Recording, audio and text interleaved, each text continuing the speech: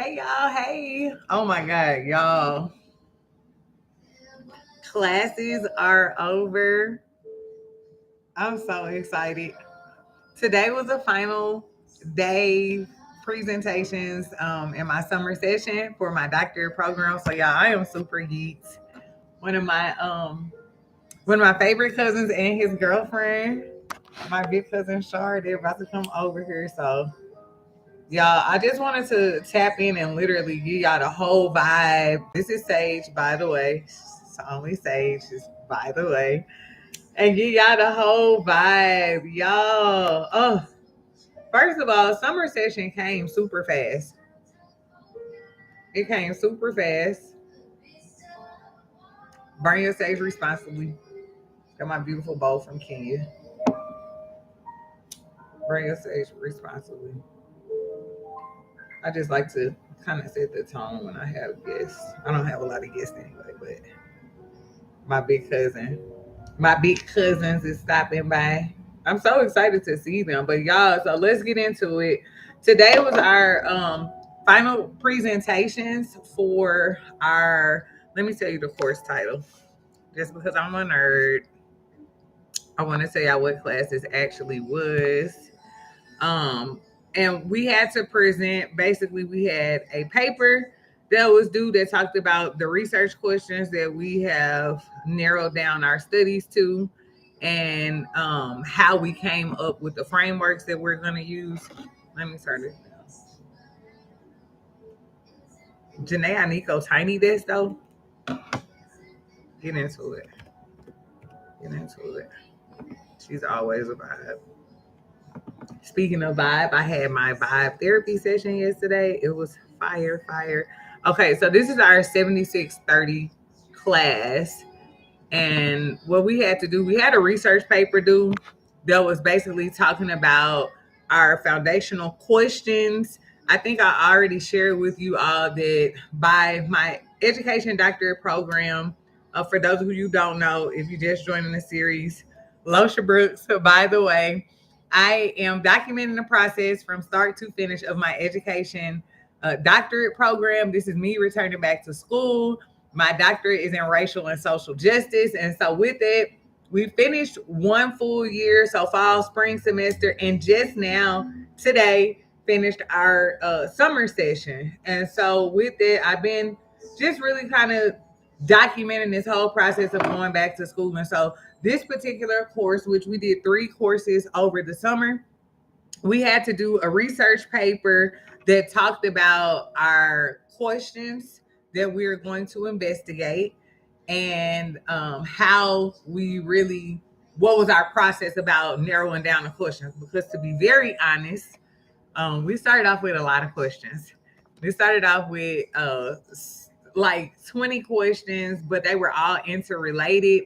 So just to get you all up to speed, the group that I'm in, because this is a cohort method, is basically like we kind of shopped around different people, almost like speed dating for a couple of sessions, to find out people who had like interests in regards to racial and social justice. And so my interest in even pursuing this degree is that I do a lot of work in the consulting space with culturally responsive professional development, and equity, all of the things. And I really wanted to kind of focus my research on structuring effective culturally responsive professional development, and transformative methods that have been used, and transformative frameworks and things of that nature. And so there are 2 other people that are in my group that had similar interests. And so for this research paper, again, we narrowed down our questions. So I am going to share with y'all the questions. This course, 7630 Learning Communities, Dr. Rob Good. Shout out to Dr. Good. He's my former history teacher from high school, by the way.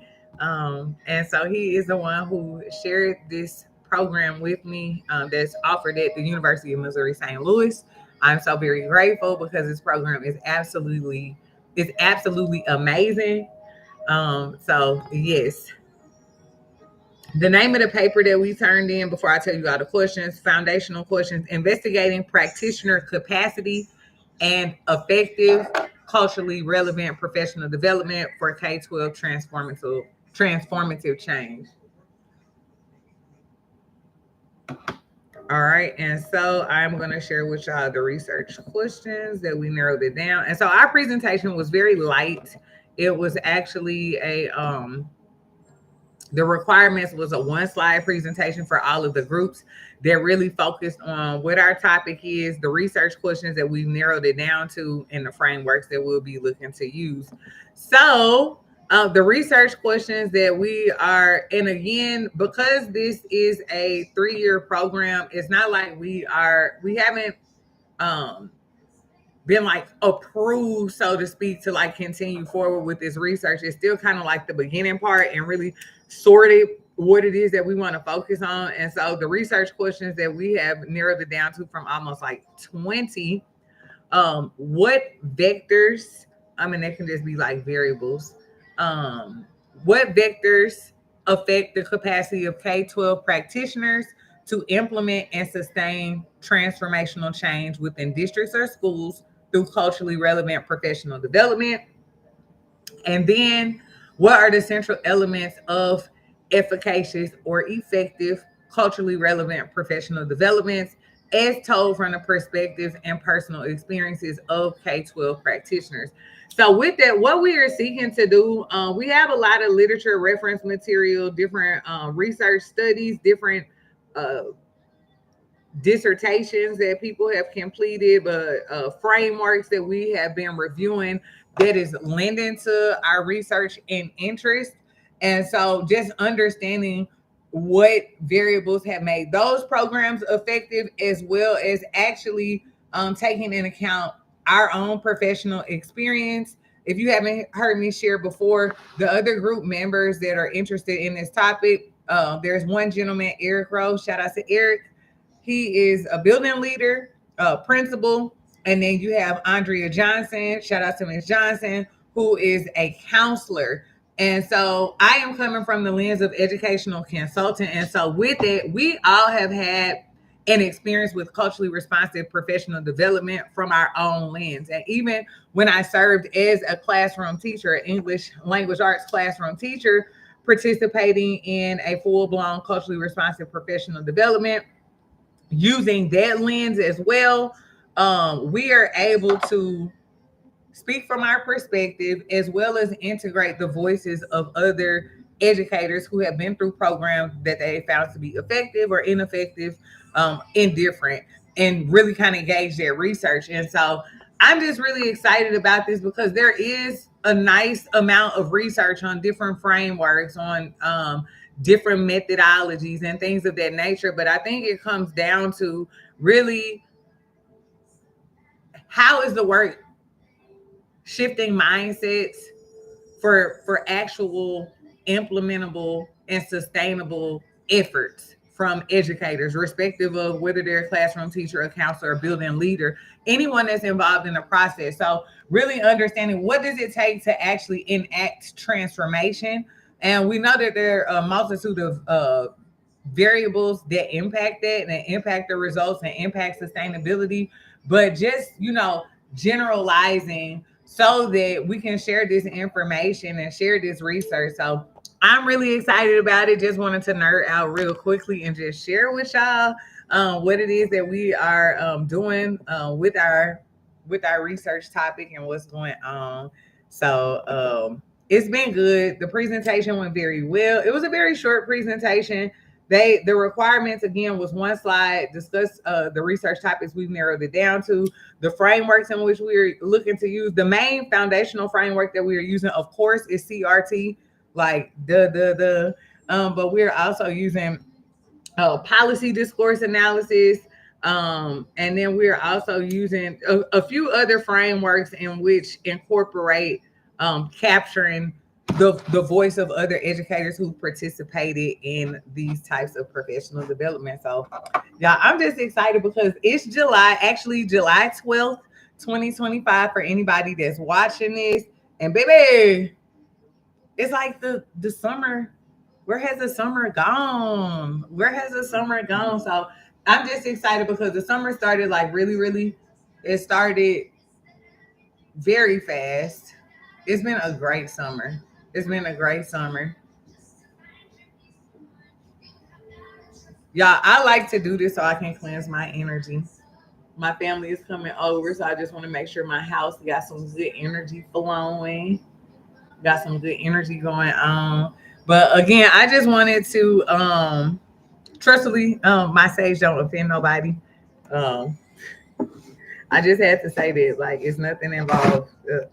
You can do the research um, in regards to it, like cleansing energy, literally, like it purifies your air, all of that, but your energy too. My God, it just feels so good. I feel so good. I just wanted to come and give y'all these vibes. Give y'all these vibes. Speaking of, let me share vibrational therapy yesterday. Vibrational therapy. Y'all, vibroacoustic therapy, y'all gotta tap in. Self-care is so major, it's so super major. My last video was very transparent about like my brief stint with wanting to like change to a PhD program or drop out just because of, things that was going on.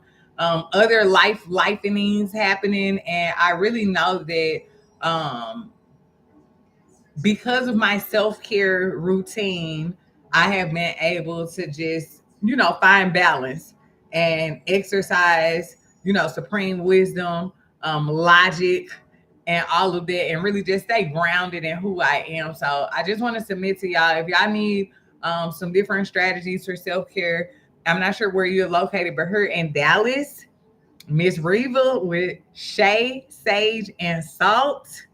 Okay, she has everything that you need from sea moss, black soap, shea butter, all of the things. But the most important thing that I love that she has is the vibroacoustic therapy that she offers, in which that incorporates sound therapy, where you can listen to like a frequency. So again, Janae Anika in the background, she's very big into like different frequencies, incorporating sound bowls and things like that. Miss Reva, what she does, she has a bed that vibrates and emits a vibrational frequency that's calibrated. It's the same frequency that you're listening to. So it's called vibroacoustic therapy because it incorporates vibrational therapy as well as sound therapy at the same time. And baby, you talking about like really, really, I just feel super good, and I want to keep admitting it. So it's just almost like a recharge. And I haven't eaten meat maybe like 13 days. For surely this full month. I think I may have eaten it the last day of June. I can't be for certain, but July, I know I haven't eaten any meat. I got some goals I'm trying to focus on. So really just my fruit. And I don't eat a ton of meat anyway. I don't eat a ton of meat anyway. If I do, it's mostly like salmon. I know some people don't consider seafood meat. I do. All of that to say, your fruits, your berries, anything that has a high vibrational frequency that it like took the sun and water to grow, like that's gonna help you as well as far as like self-care, just making sure that your diet is there, your mental is there, everything. And yeah, so that's what we vibing. But I really just wanted to come on here last day of class and really just talk about like what the summer session was like, what we talked about, what we did, what we presented on, where we are in our research. And so if y'all have any questions about returning back to school and what's that's like, tap in, write in the comments, share, like, subscribe. I'm just really excited to see what this documentary be like once I'm finished in 2027, and like where my life is at then. So other than that, well, y'all have a good rest of y'all weekend, and we'll chat soon. I'll probably be doing unboxings for the fall session once I start getting my books and all of that. So in about a month. So see y'all soon. Y'all have a good one. Enjoy y'all summer. I know I am. All right. Y'all have a good one. Bye-bye.